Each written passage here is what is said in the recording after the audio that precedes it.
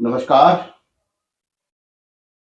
जो करप्शन के खिलाफ हैं, जो लोग भ्रष्टाचार के खिलाफ जीरो टॉलरेंस की बात करते हैं, मुझे आशा है कि वो इस वीडियो को अंत तक जरूर देखेंगे और साथ ही साथ सच्चाई के मुताबिक भ्रष्टाचार के खिलाफ, भ्रष्टाचारियों के खिलाफ जो जरूरी कार्रवाई है वो करेंगे और जिन जो करोड़ों रुपए का कहीं कुछ गड़बड़ झाला हुआ है तो उसको फिर वापस प्रशासन के पास लौटा के लेके आएंगे। जो फायदा दूसरे किसी को भ्रष्टाचार के कारण मिला है वो जुर्माने के तौर पर उससे वसूला जाएगा। मुझे आशा है कि आप इस वीडियो को अंत तक देखेंगे और साथ ही भ्रष्टाचार के खिलाफ अब इस मुहिम में साथ देंगे। इस वीडियो को आगे शेयर करेंगे। अब हम सीधी बात करते हैं इस जंग के एक योद्धा डॉक्टर सतपाल गोयल जी से सीधी बात करते हैं। डॉक्टर साहब नमस्कार। नमस्कार। आप दर्शकों को बताइए कि आपकी शिकायत क्या है। मेरी शिकायत यह है कि 40 सालों से मैं हरासमेंट हूँ। 31 सेक्टर लेबर कॉलोनी में इन्होंने बूथ अलॉट किए हैं राम दरबार के अंदर। 31 सेक्टर लेबर कॉलोनी में किए हैं या 31 सेक्टर? नहीं, 31 सेक्टर लेबर कॉलोनी को उजाड़ के राम दरबार वो रिहेबिलिटेशन स्कीम के तहत किए हैं। हाँ। तो उसमें फिर आपको शिकायत क्या क्या रह गई? मेरे को शिकायत यह है कि मैंने अपने सारे डॉक्यूमेंट देने के बाद जब भी जाता कि आपकी फाइल गुम होगी। ये आपकी पर्सनल फाइल तो कर दी गुम। हाँ जी, आप सभी शर्तें पूरी कर रहे थे। बिल्कुल। तो ये बताइए दर्शकों को कि क्या जो है एक तरह से किसी ऐसे सज्जन को भी बूथ अलॉट हुए हैं, एससीआर अलॉट हुए हैं। एससीआर मींस शोरूम कम रेजिडेंस, एससीएफ वगैरह, एससी एससीओ वगैरह, एससीआर, तो वो अलॉट हुए हैं या नहीं हुए? जो पात्र नहीं है, जिनका हक नहीं बनता था, जिनका हक नहीं बनता था उनको एससीआर अलॉट हुए हैं। मेरे पास प्रूफ है। बूथ जो जाली अलॉटमेंट हुए हैं वो मैं प्रशासन की नजरों में दे चुका हूं, पर आज तक कोई भी प्रशासन इस पर इंक्वायरी करने को तैयार नहीं है। मेरा सवाल है कि लगभग कितने बूथ, कितने एससीआर अलॉट हुए होंगे पूरे चंडीगढ़ में? मैं चंडीगढ़ का तो कह नहीं सकता। राम दरबार में 20-22 बूथों की मैंने लिस्ट दी है जो मेरी नॉलेज में थी प्रेजेंट। चलो, राम दरबार की लिस्ट है आपके पास, दिखा सकते हैं? दिखाइए आप। बिल्कुल दिखाओ जी।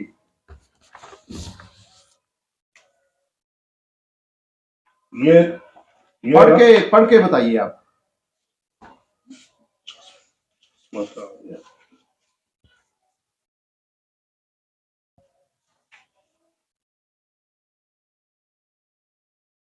खैर, ये इन्होंने जो बूथों की संख्या बताई है, मैं आपसे कंफर्म कराऊं जो आपकी इस एप्लीकेशन में लिखा है। बूथ नंबर 1 फेज 2 राम दरबार in the name of Mohanlal. ठीक, आप खुद पढ़िए, अब आपने चश्मा लगा दिया। बूथ नंबर 1 फेज 2 राम दरबार, नाम Mohanlal. Booth number 2 Gangaram, phase 2। Booth number 13 Maduram. Booth number 31 Chandiram. Booth number 32 Chandiram. Booth number 33 Deepchand. Booth number 34। ये किसी को अलॉटमेंट नहीं है, पर प्रशासन इस पे कोई भी कार्रवाई करने को तैयार नहीं। मतलब किसी को अलॉटमेंट नहीं है? तो कब्जा किसका है? दुकान है इसमें किराने की। किसने कर रखी है? कोई होगा, संजय कुमार कोई नाम है उसका, उसने किया होगा। दर्शकों, आप अंदाजा लगा सकते हैं स्टेट ऑफिस की कार्यशैली का। स्टेट ऑफिस की प्रॉपर्टी है, यानी कि मालिक स्टेट ऑफिस है, चंडीगढ़ प्रशासन है। चंडीगढ़ प्रशासन को पता नहीं है कि उनकी प्रॉपर्टी का फायदा कौन ले रहा है।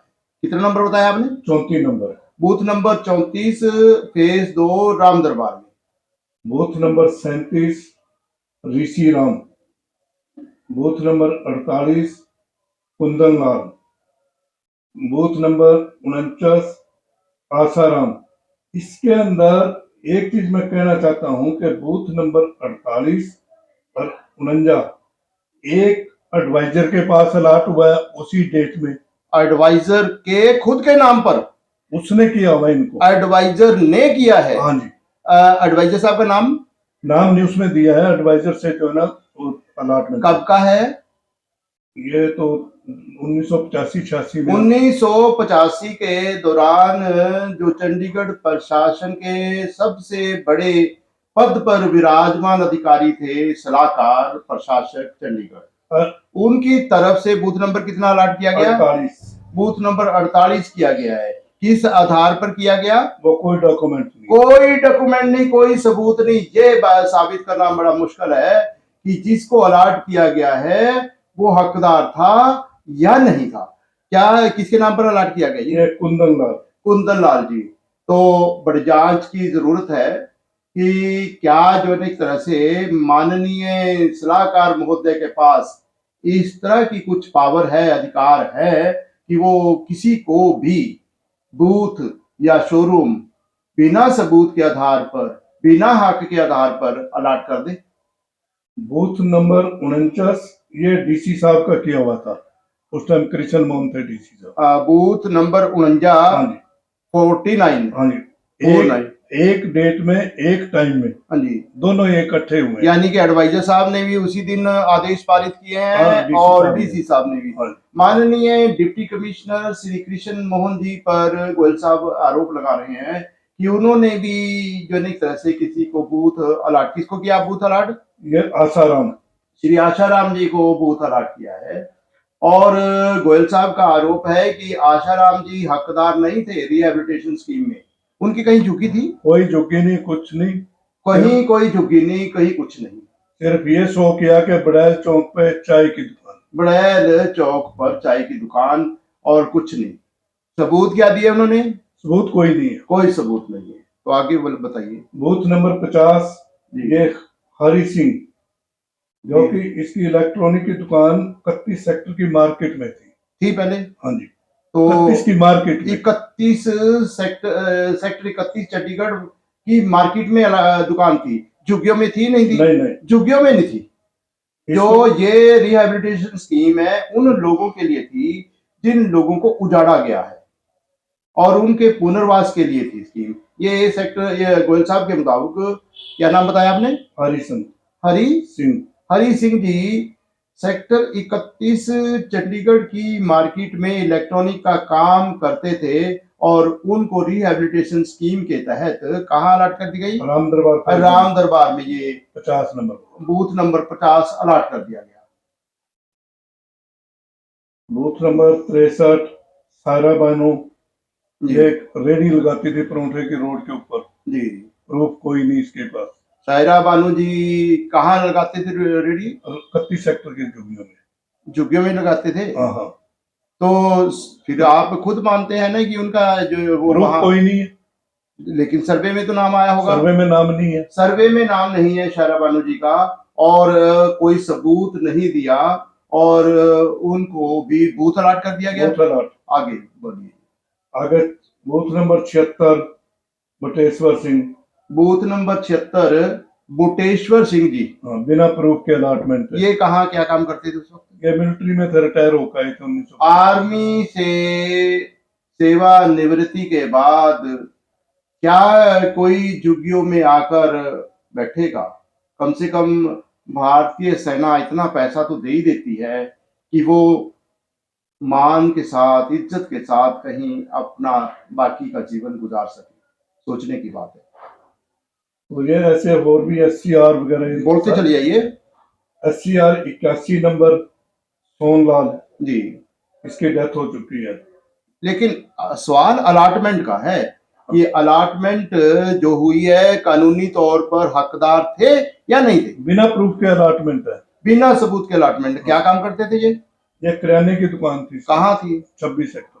सेक्टर 26 मंडी में? नहीं नहीं, कॉलोनी होनी चाहिए। कॉलोनी में थी, उजाड़ी गई सेक्टर 31 की कॉलोनी और पुनर्वास का फायदा दिया गया सेक्टर 26 के एक दुकानदार को। फिर SCR 82 इसी के लड़के को 18 साल की उम्र, 18 साल, एक परिवार को 2 SCR दिए गए और 2 ही बूथ इसको, बूथ नंबर 1 और 2 इसके भाई को, यानी कि एक परिवार को 4 बूथ दिए गए। 2 बूथ 2 SCR, 2 बूथ और 2 SCR, कुल 4 साइट्स कमर्शियल एक परिवार को दे दी गई। और ये चारों 31 सेक्टर कॉलोनी में तो नहीं रहते? 26 में। पहले 31 में थे या नहीं थे? नहीं, सवाल नहीं 31 में। उजाड़ी तो सेक्टर 31 की कॉलोनी गई हाँ, थी, वहां तो नहीं थे? नहीं, वहां नहीं थे जी।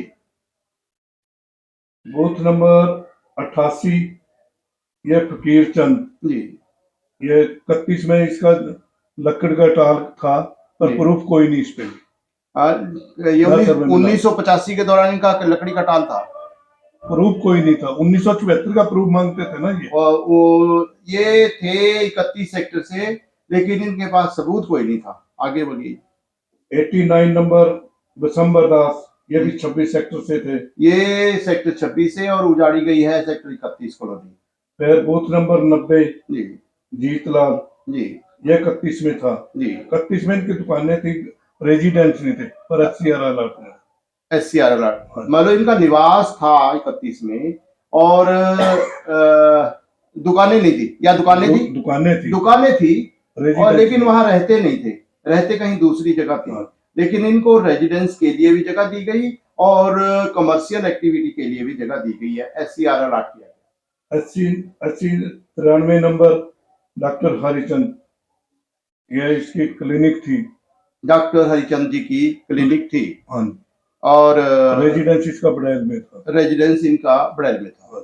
इनको क्या SCR अलॉट कर दिया गया जी। बूथ नंबर 105 जी, ये दीपक कुमार है जी। इसका कोई प्रूफ नहीं, कोई कुछ नहीं। रहते कहाँ थे ये? नौकरी करते हैं सरकारी। ये सरकारी नौकरी करते थे? हाँ।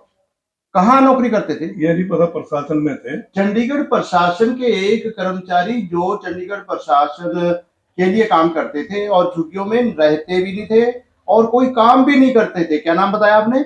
दीपक कुमार जी। उनको SCR अलॉट किया गया? बूथ, इनको बूथ अलॉट कर। कोई प्रूफ नहीं, कोई सर्वे नहीं, कोई झुग्गी नहीं, कोई प्रूफ नहीं है, कोई सर्वे में नाम नहीं है और फिर भी बूथ अलॉट कर दिया गया। बूथ नंबर 153 ये अपना छापेलाल हैगा, इसका फादर स्टेट ऑफिस में था, नौकरी करता जी, कॉलोनी ब्रांच में जी, अपने लड़के के नाम की। कितना नंबर बताया आपने? 153 नंबर। बूथ नंबर 153 राम दरबार फेज 2 में अलॉट किया गया। किसके नाम पर? छापेलाल जी के नाम पर। इनके पिताजी का नाम? तरसेम चंद जी इनके पिताजी, जो स्टेट ऑफिस में कर्मचारी के तौर पर काम करते थे। तो इनकी उम्र कितनी थी तब जिसके नाम पर अलॉट किया गया? बालिग था।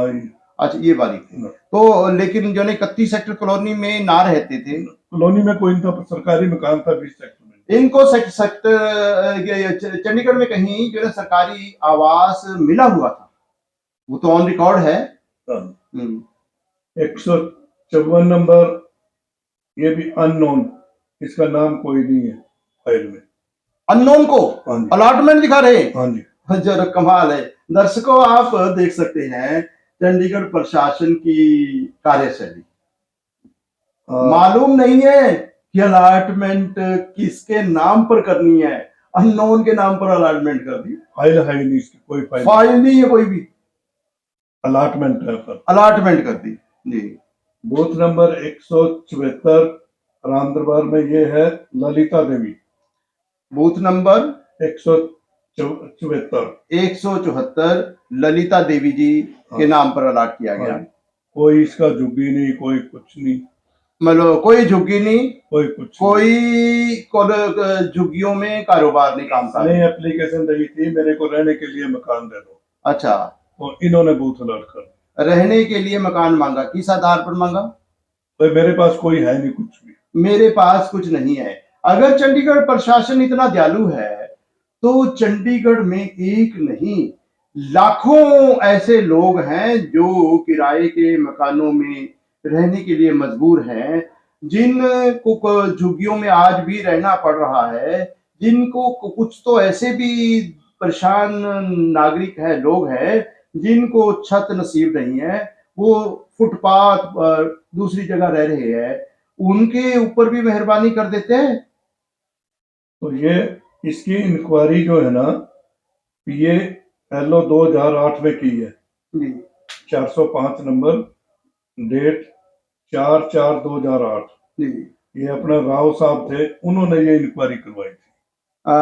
इंक्वायरी ये राव साहब डिप्टी कमिश्नर थे और या एडवाइजर थे? Deputy commissioner. तो एक चंडीगढ़ प्रशासन के एक उच्च अधिकारी राव साहब ने इस मामले में जांच करवाई थी। जांच संख्या नंबर कितना बताया आपने? 405 नंबर। मेमो नंबर है या जांच नंबर 405? मेमो नंबर पीए एलओ 2008 पीए एलओ 2008 405 नंबर, 405 डेट 4/4/2008। 4/4/2008 को जांच की गई। तो जांच में क्या पाया गया? एलओ ने अपनी रिपोर्ट में लिखा है कि मोस्ट जो केस हैं, कोई भी इनका हमारे पास फाइल नहीं है, अवेलेबल। ये उपरोक्त सभी मामलों की जांच जब की गई तो जांच अधिकारी ने अपने आदेश में खुद माना है कि इन एससीआर या बूथ की अलॉटमेंट के बारे में स्टेट ऑफिस चंडीगढ़ के पास कोई रिकॉर्ड उपलब्ध नहीं है। तो आप उसका आदेश की कॉपी दिखाएंगे? ये देखो, ये दिखाइए, कहाँ आदेश की कॉपी दिखाइए। ये है, ये आदेश की कॉपी नहीं है, ये क्या है? ये उनके ऑर्डर की कॉपी है। ये ऑर्डर की कॉपी है। तो जो इंक्वायरी की उन्होंने, पीएडीसी नंबर है जी 2455 2455, दिनांक 7 अप्रैल 2008।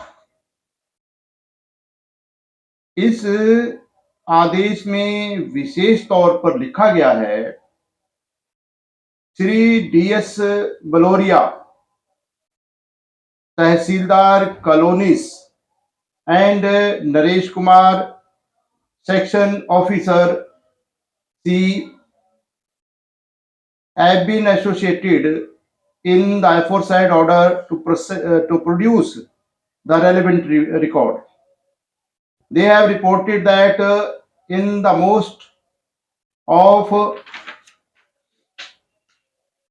cases of allotment as alleged by the complainant, files are not available in the office.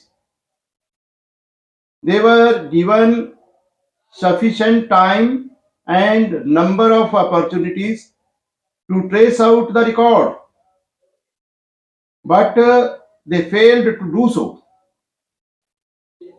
In the absence of relevant record, inquiry cannot be proceeded further. आप समझ सकते हैं क्या हो रहा है?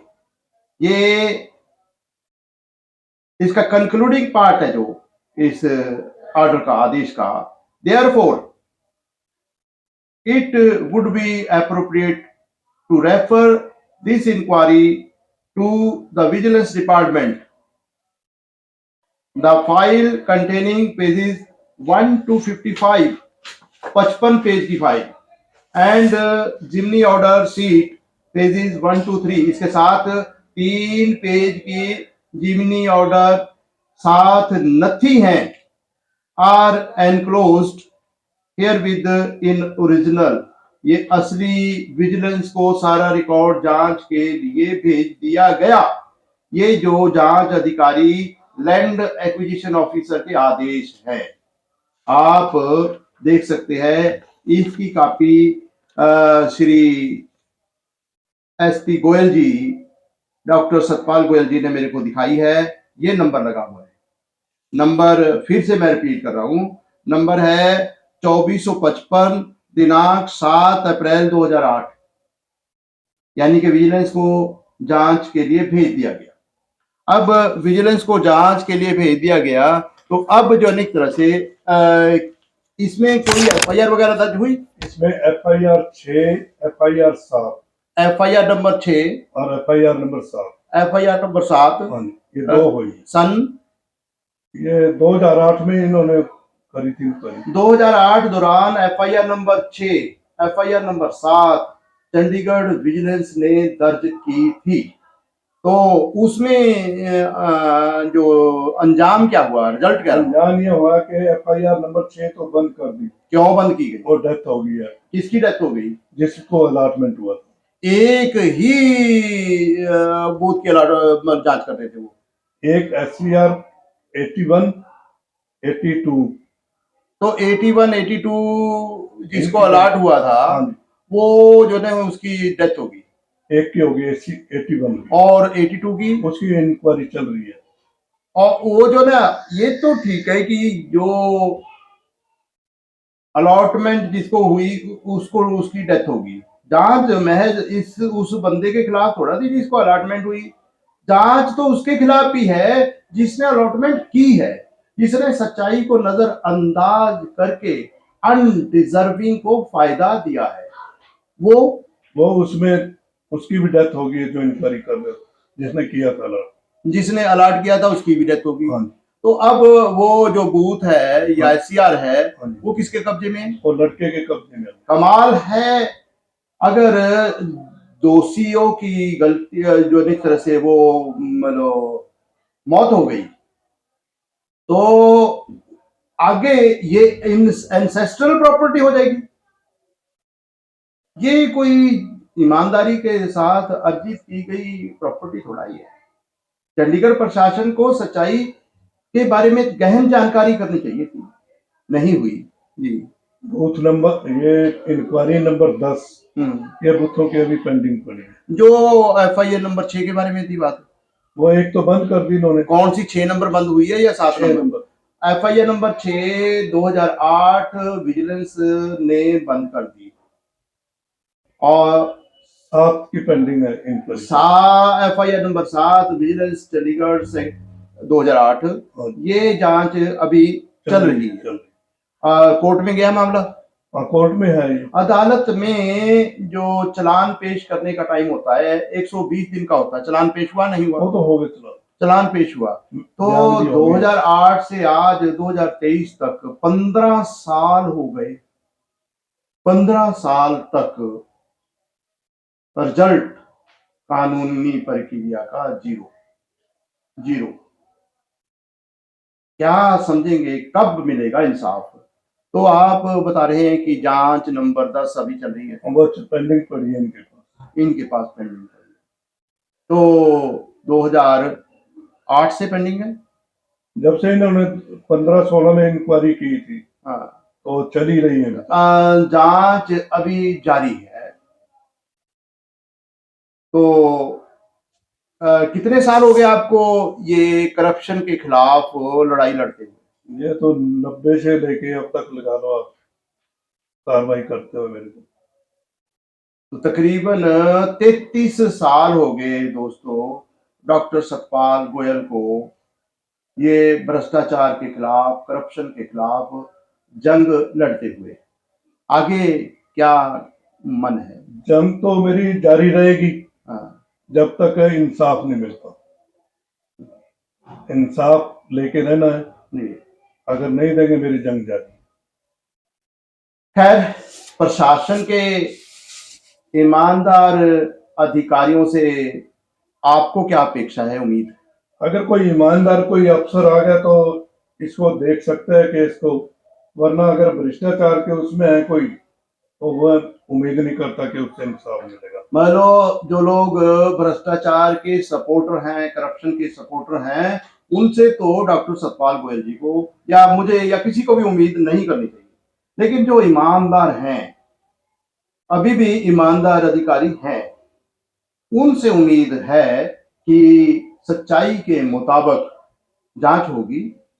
जो चंडीगढ़ प्रशासन की सैकड़ों करोड़ रुपए की प्रॉपर्टी करप्ट प्रैक्टिस अडॉप्ट करते हुए किसी ने हासिल कर लिया, वो वापस फिर से चंडीगढ़ प्रशासन के पास आएगी।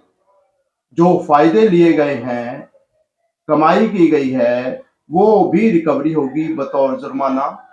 इसके अलावा जो दोषी हैं, गुनाहगार हैं, उनका पता लगाया जाएगा कि किस किस अधिकारी ने मनमानी की है।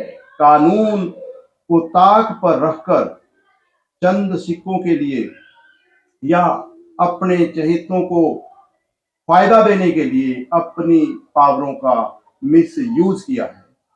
ये सच्चाई जांच में पता लगेगी। आशा की जाती है कि सच सामने आएगा और साथ ही सच्चाई के मुताबिक जो कार्रवाई बनती है वो कार्रवाई की जाएगी। इसके लिए आपके सहयोग की जरूरत है। अगर आप भ्रष्टाचार के खिलाफ जंग में भारतीय नागरिक के तौर पर ईमानदारी के साथ साथ देना चाहते हैं, तो मेरी रिक्वेस्ट है कि इस वीडियो को ज्यादा से ज्यादा शेयर कीजिए, ताकि इंसाफ पसंद अधिकारियों तक सच्चाई पहुंचे और इस जंग में भ्रष्टाचार के खिलाफ कुछ और नागरिकों का भी सहयोग मिले। इसके साथ ही साथ मैं आपसे ये भी निवेदन करूंगा कि अगर आप इस तरह की वीडियो फिर से देखना चाहें तो आप इस चैनल को तुरंत सब्सक्राइब कीजिए। बेल आइकॉन का बटन दबाना बिल्कुल ना भूलिए, ताकि हर वीडियो आपको मिलती रहे। आप सबके मंगलमय भविष्य की कामनाओं के साथ साथ भगवान से आपके स्वास्थ्य की कामना। आप सबको सादर नमस्कार।